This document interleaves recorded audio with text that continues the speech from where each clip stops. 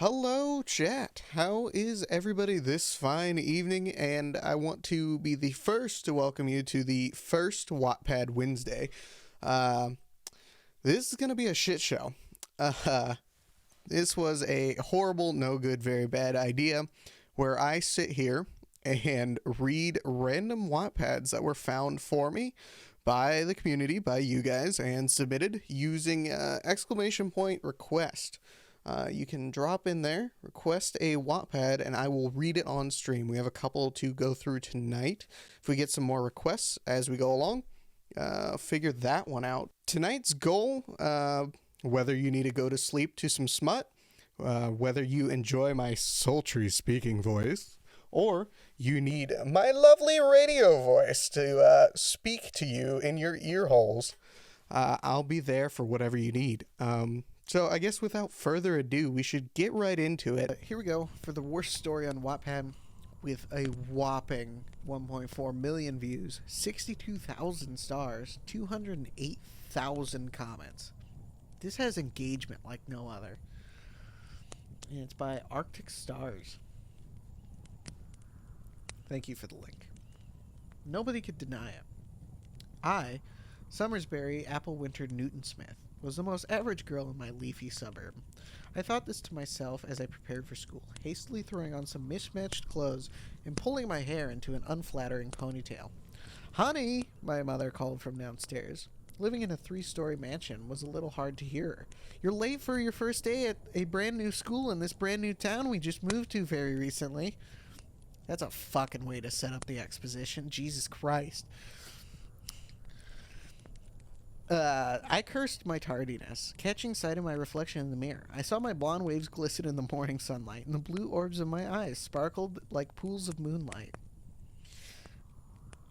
Wait, correction. Blue orbs of my eyes sparkled like the pools of moonlight. God, I am one ugly piece of work, I sighed melodramatically. No wonder I had no friends. I rushed downstairs and gave my middle-class parents their farewell hugs. Wait, hold on. 3-story mansion, middle-class parents. This ain't adding up. This math ain't mathin'.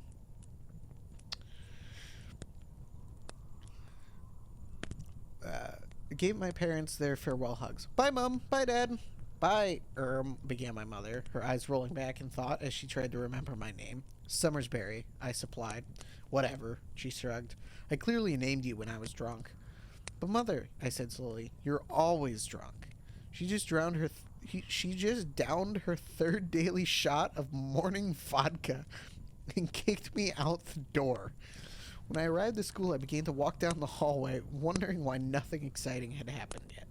I looked around for my locker when I caught sight of a pretty girl talking to a muscular boy. The girl was blonde, and she wore a cheerleader kit, so she was clearly the work of the devil. Clearly. "Hi there," she smiled, waving at me. "My name's Courtney. You must be new. Would you like me to show you around?" she offered kindly. I just hissed at her, clear hatred toward me. In the ulterior motives I just knew she was harboring, and ran away to my next class. "Gosh, I hope you find your way," she called as I left, her voice fragile with concern for my well-being, like the devious monster she was. Bursting into the classroom, I took a seat between a studious-looking Asian girl and a skinny boy. I could tell we were going to be great friends, as their dark clothing instantly told me they were like me, outcasts. "Hello, stranger," said the female. "I'm Xinglu Li Wang Ten Zhao. It's a pleasure to make your acquaintance." She bowed. Oh, fuck. This is going to be a time. I nodded. "Yeah, thanks. Hey, that teacher's quite hot, isn't he?" I said, smirking at our geography teacher as he began drawing a volcano on the board attractively. Zing shrugged. "No girl has had a chance with him, nor boy," she added, enigmatically, cracking open a fortune cookie and banging on an ancient prophetic gong. What the fuck am I reading? What the fuck is this? "Hey," said the boy next to me suddenly. "Whoop, girl 2, ASL? Oh, I looked at Zing for help. "Huh? Oh, that's Tumas," she explained, eating a spring roll. "He only communicates in poorly written text talk." Before I could nod understanding, the teacher turned on me. "You there," he yelled. "Talking in class. Go sit at the back next to that hot, mysterious boy." I looked at said boy. Well, he was hot, I had to give him that, and very mysterious. I moved to sit next to him. Hi, I said, instantly embarrassed because I was an outcast, yet he seemed so desirable. Hello, he replied. I'm British. I raised an eyebrow. Interesting. I mean, you didn't specify which country in Britain you're even from, let alone what area. But you're British, and that will do. Torrential downpour, scones, hold on. I'm not going to try and do a British one. Torrential downpour, scones, teapot, wanker, pavement, he said in reply. This boy was very mysterious. With his pale white skin, because God forbid I have a non-white romantic interest, and shrouded eyes, I instantly knew he was the one for me. So what are you up to tonight? I asked, because I only came to school to pull guys, not to actually learn about stuff. He shrugged. I'm meeting Courtney for a coffee. My eyes widened with rage. That tart. She was clearly out to get my man. If she's told you that you're her first boyfriend, she's probably lying, I sulked. Boyfriend? No, we're just friends, he smiled. That was clearly a lie, I decided, before noticing something. I didn't actually know the guy's name yet. So hey, my name's Summersberry. Cool, he said. I'm British. I gave him a sideways glance. I'm pretty sure we already covered this. No, the boy said. My name is British. British Lachowski. I was born in Warsaw. That's a nice name, I said by way of explaining. I had no idea what he was talking about. Clearly, like a large number teenage protagonist in a teen fiction, I'm brick stupid. I grew up in Poland, he said proudly. I have no idea what that means. Poland, British said. What's Poland? He frowned. It's a country. When he eventually realized I neither knew nor cared what on earth he was going on about, he just gazed sullenly into the distance and whispered, I am a vampire. I believed him. Of course I believed him. There was no chance that this complete stranger whom I've never previously laid eyes on before these past 2 minutes could be lying to me. I trust him with all my soul. There was no one that I felt I could trust more. Which, to be honest, says a lot more about me than it does about him. Wait, I shouted to him as he began to leave. I don't mind that you're a Polish vampire, I declared. Polish? He frowned. Yeah, you're Polish, aren't you? No, he's my brother. And with that, he turned on his heel and dashed into the distance to drain the blood of a virgin or something. To be honest, I didn't really care. He was hot. After that, I began my journey home, because apparently my school has only one lesson, the one with the hot boy.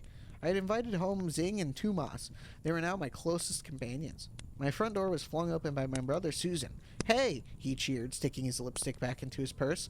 I'm a homosexual. Zing bowed. Thank you for welcoming me to your humble abode. Prawn cracker? She offered, holding one out. Whatever, babe, Susan pouted. I need to go to my room and try on my new leotard while doing some interior design and hosting an evening talk show, because I'm a homosexual and apparently that's what we do. I nodded. Cool. We all know you're only here to make the people in my life seem more diverse, despite you being basically every offensive stereotype imaginable. By the way, I'm adjusting. By the way, he said, adjusting his tight leather trousers, our parents want to talk to you. Then he skipped away, sipping a cherry martini on his way to his diva pad to the sound of YMCA. Wow, said Zing. There was nothing offensive or inaccurate whatsoever about that crude stereotype. Frowny face. Emoji. Hold on. Colon. Left parenthesis. Said Tumas. I shrugged and walked indoors to see what the hell my stupid parents, who always ruin my life, wanted. Cutie pie, my mother greeted. Candy bear, honey badger. The last one wasn't cute, I pointed out. She just chugged down some Irish ale. I have good news, she cried. We're going to a wedding. Whose? Yours, she squealed, delighted. I frowned. Excuse me? There came a point when this really stopped being funny and started getting cruel. That point passed 3 weeks ago when she spent my university fund on liquor and Justin Bieber tickets. My mother just shrugged.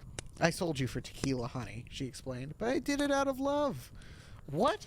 Who am I even married to? I wept. How could this be happening? I was only 16. This sort of thing doesn't even happen on MTV. Then, suddenly, my mother pointed in the vague direction of Tumas. Him. My eyes widened in shock. Married to my nerdy schoolmate? I cried. Thinking about it, that sounded like quite a good title for a terrible autobiography. Oh, sorry. No, honey, my mother laughed. I didn't mean him. I meant this guy. Into the room walked a huge muscular boy with a slight tan and dark hair. He shrugged off his leather jacket and motorbike helmet, shoving a gun into his back pocket. I caught my breath. He was the most beautiful person I'd seen all day. "Hi," he said with a sultry murmur. "My name is Awolfo Wolfsbane Bonawolf," he declared, ripping off his shirt. "And for some reason, I really hate you." He pointed at me. Hold on.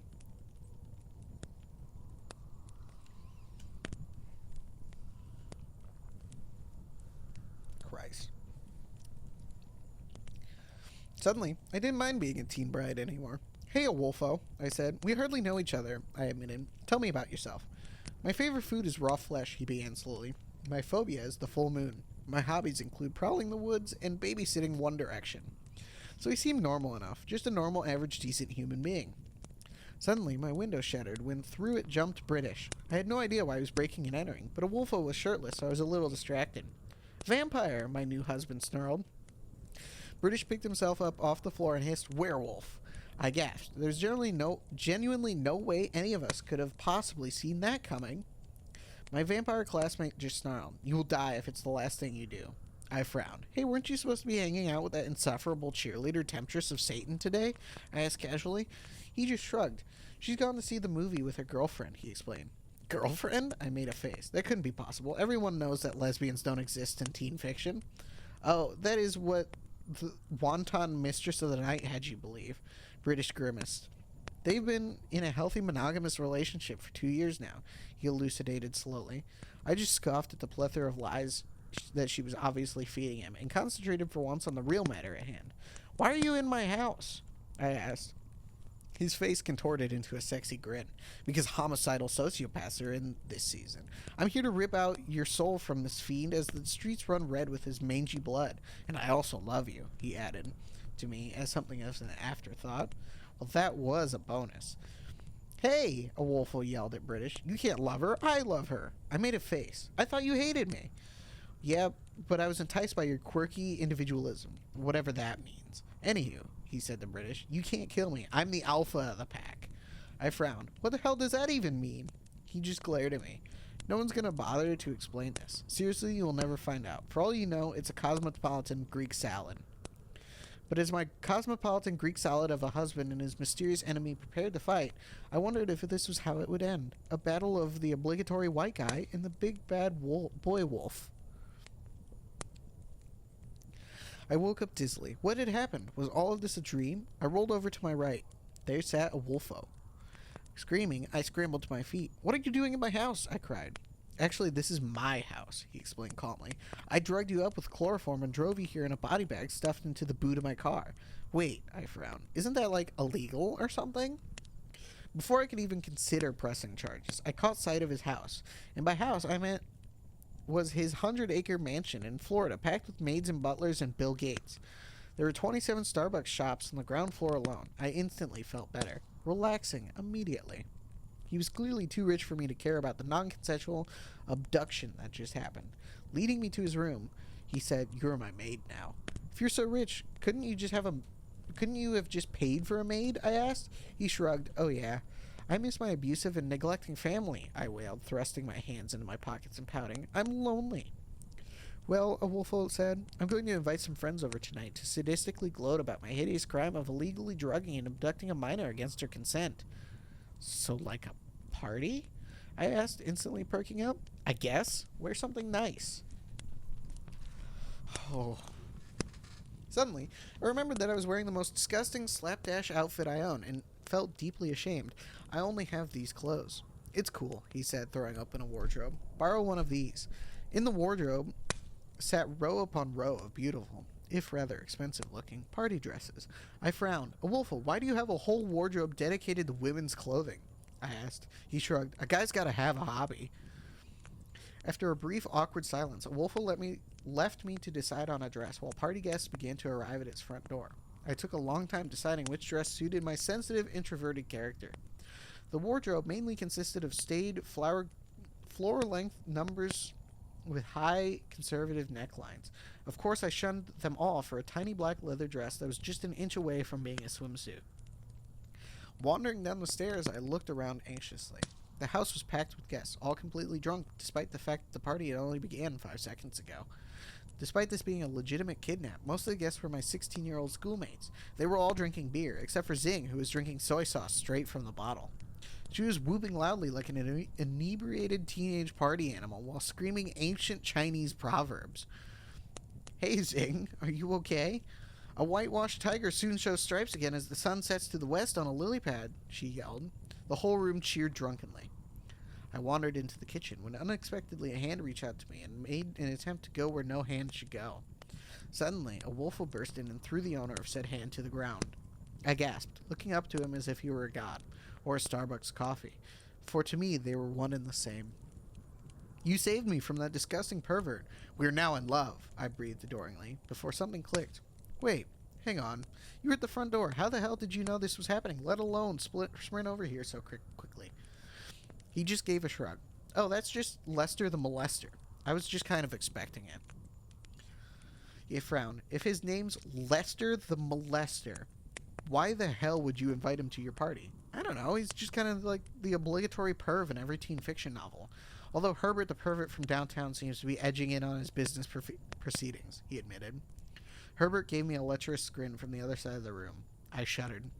Okay, Awolfo, now we've established our love and I'll let you do your thing, I said, and he left the room. After 5 minutes, my pathological clinginess kicked in, and I went to find him again. Awolfo, I cried. Awolfo, I called happily. Where are you? And then I saw him, making out with Courtney. What the hell, you dirty wanton mistress of the shit? What the hell, you dirty wanton mistress of the shadows, I screamed at her, bursting into tears. That's my boyfriend / kidnapper, I added as an afterthought. Awolfo pouted. Summersbury, my love, he whimpered. She forced herself onto me. Who even knows what she would have done if you hadn't arrived? With a disgusted grunt, Courtney shoved him off her, giving it a revolted glare. What the hell, man? You told me you were a cancer patient and you were making out with me as your dying wish. Obviously, I was going to believe my creepy supernatural child abductor rather than my classmate, because palpably my classmate was, as Awolfo had claimed, a sex offender. You tampon, I screamed at her, because clearly my boyfriend's infidelity was all her fault. Awolfo, I will never trust you again. And with that, I ran from the house in beautiful, soul-touching tears, right into my new geography teacher. And One Direction. My geography teacher declared, Summersbury, I'm in love with you. There were so many things wrong with this. First, as a grown man in a teaching profession, why was he at a teenage binge-drinking fest celebrating the kidnap of one of his pupils? Secondly, this guy drew volcanoes on a whiteboard for a living. We had never had a single conversation that wasn't about sedimentary rock. And thirdly, he was a grown man with a wife and a family. Taking this all into consideration, I said, okay. No, cried the curly one from One Direction. He can't love you. I love you. Hey, argued the small Irish one. Nope, mister, I love her. The tall one pushed him aside, holding a rose. No, Summersbury, I love you. Actually, the dark-haired monobrow one said, I love her. The homosexual one just shrugged indifferently. To be honest, I don't really care, he admitted, and Susan gave his shoulder a sympathetic pat. Trying to avoid the awkwardness, I whirled around to leave, but Tumas was blocking my way. ILYBBE, he informed me. No, cried Awolfo. Summersbury, I love you forever. I love you forever, Tumas countered. Then, my crowd of admirers began surging forward slowly like a throng of zombies. There were just so many of them. All of a sudden, the glass of Awolfo's window shattered, as British had hurled himself through it like brick. This is the second window the British has broken through. I was beginning to think this was the only way he knew... I was beginning to think this was the only way he actually knew how to enter a building. Hi, Summersbury, British said britishly. I love you. Well, actually, I explained apologetically, pointing at my group of romantic prospects. So do all these guys. He threw a pint of lager to the ground in fury. Blimey, these buggering buggers have nabbed me bird, he cursed.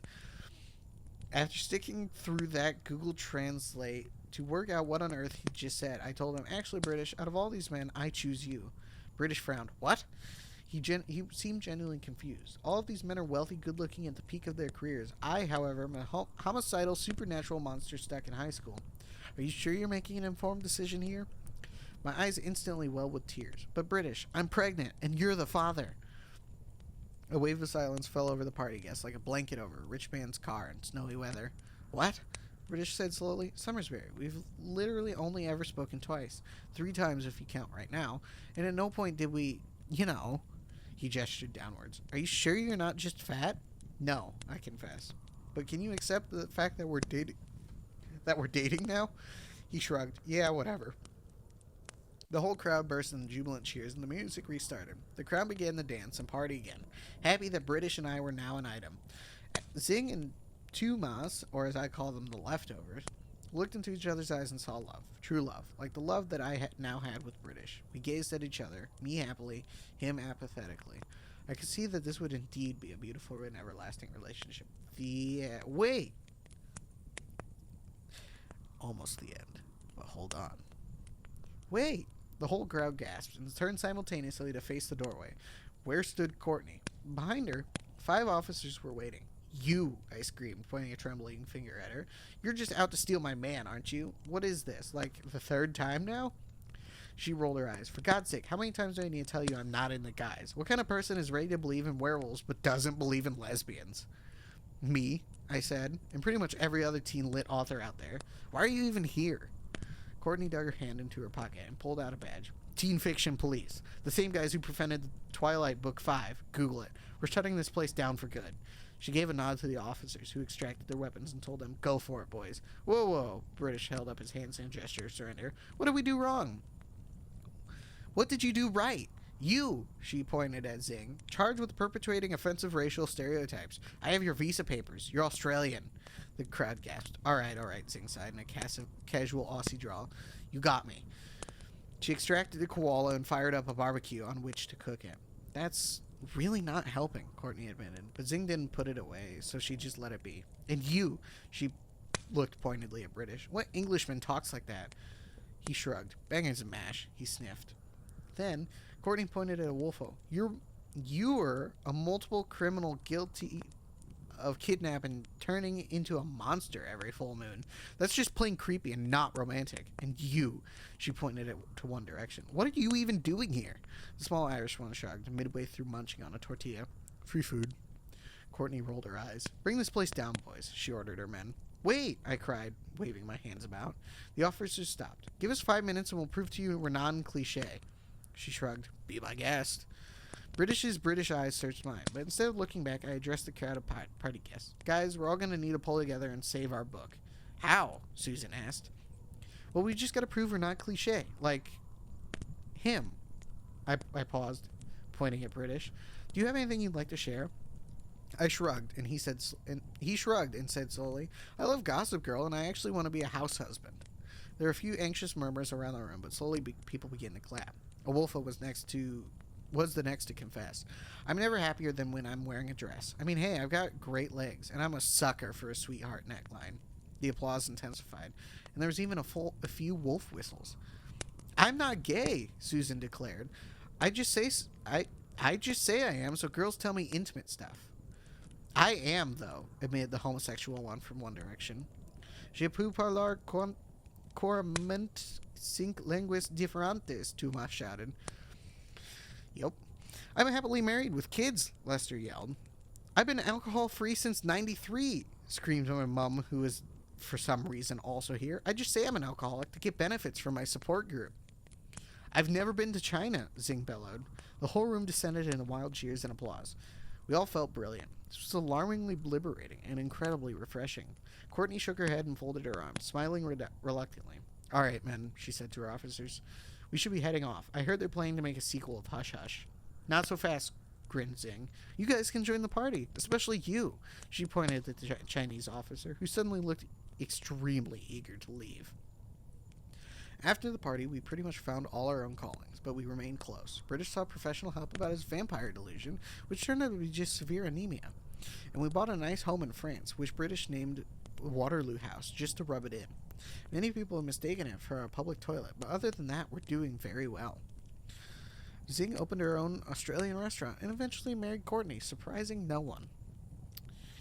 Tumas got a job voicing the new iPhone Siri application, and Susan has become the 6th member of One Direction, and we all lived happily ever after. except for a Wolfo, who spent 10 years in Pentonville prison for the abduction of a minor. The end. So, and there's a note here. Note, I have nothing against One Direction. I just really don't know anything about them and thought it'd be funnier if I didn't do any research. I'm a terrible person. Also, this was written and posted in 2013, back when I was 15. I look back at it with some mixed feelings. Although the intention behind the characters Zing and Susan was to create the way POC and LGBT people were stereotyped in teen fiction at the time, and arguably still today, I don't like the way I went about it. Although my intentions in 2013 were to show how ridiculous stereotypes were in teen fiction, I felt like this critique could have been presented more elegantly.